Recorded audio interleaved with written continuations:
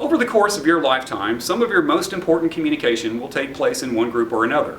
Some researchers estimate that over 11 million meetings are held each day, and that at least 40% of your work life will be spent attending group meetings and conferences.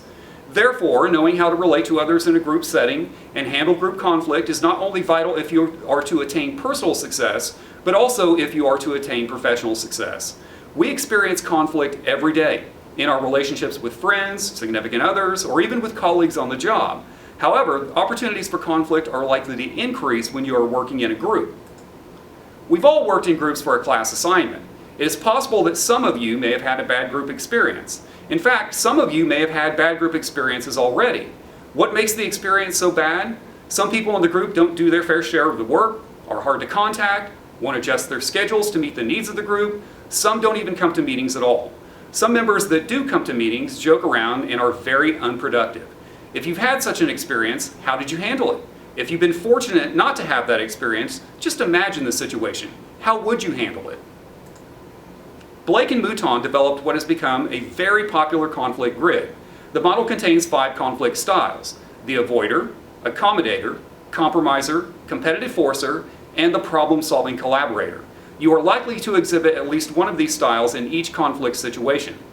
The avoider's goal is to maintain neutrality at all costs. He or she views conflict as a useless and punishing experience. Avoiders will physically and mentally remove themselves from the situation rather than deal with the frustrations of conflict. In other words, they will lose and walk away. The accommodator will give in and lose. Accommodators overvalue the maintenance of relationships and undervalue achievement of their own goals. If you are an accommodator, your main concern is that others accept you and like you. You are afraid to make others angry, and you avoid being perceived as a troublemaker. The accommodator needs to maintain the appearance of harmony at all costs. The compromiser will try to find a middle ground. As the name suggests, the guiding principle is compromise. The compromiser's goal is for everyone in a conflict to gain something. The competitive forcer feels that attaining personal goals is far more important than concern for other people.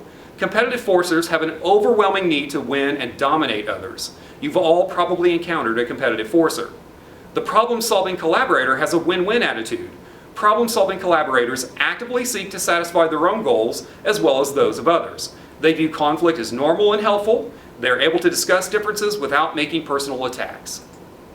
Think about each of these 5 conflict styles. Which style would be the best conflict style? Most agree that the problem-solving collaborator is the best style to have if you are engaged in conflict. Think about it.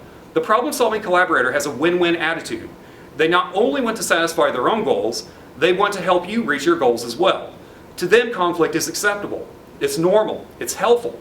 Problem-solving collaborators are able to talk about the problem at hand without attacking you. Effective communication during conflict is essential.